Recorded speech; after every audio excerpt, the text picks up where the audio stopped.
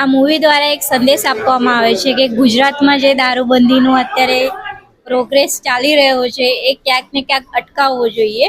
એ સંદેશ આપવામાં આવે છે આ મૂવી દ્વારા. એની માટે હું તમારી ખૂબ આભારી છું કે તમે બહુ સરસ મૂવીને તમે આગળ વધારી છે. એ સંદેશ તમે પબ્લિક સુધી પહોંચાડો છો એની માટે તમને થેન્ક્સ. ઓકે, અમે તો જોઈ, તમે પણ બધા જોવા આવો તો બહુ મજા આવશે. एक्चुअली लोग हिंदी फिल्म વધારે જોવે છે અને એક જમાનો હતો ત્યારે આપણે ગુજરાતી પ્રાદેશિક પિક્ચરો બહુ ચાલતી હા, આજે આ તમે ગુજરાતી પિક્ચર જોવા આવ્યા છો, તમને કેવી લાગે? નામ છે એવી જ ફિલ્મ છે. મોજે દરિયા જોતા પણ મજા આવી જાય છે, કોમેડી પણ છે, બહુ જ ફાઇન મૂવી છે.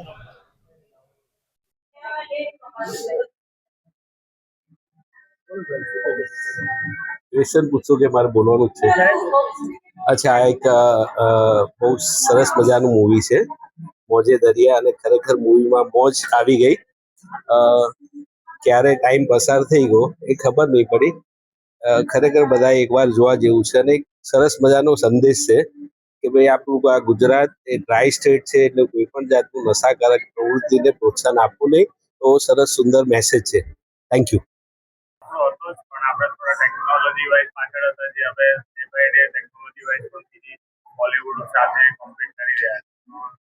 એ જાણીને સારું લાગે કે આપણી ગુજરાતી થિયેટર પણ ખૂબ આગળ વધી રહ્યું છે. મોજે દરિયા તમને કેવું લાગ્યું?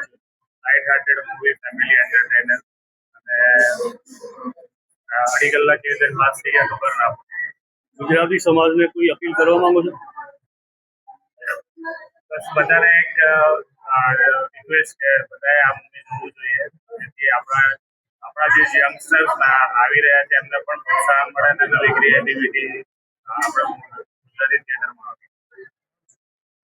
અમે લોકો અમારી ફેમિલી સાથે જોવા આવ્યા હતા અહીંયા, અને ખરેખર જે રીતે મૂવીનું નેમ છે કે મોજે દરિયા, તો સાચે અમને લોકોને બધાને મોજ કરાવી દીધી. Well done.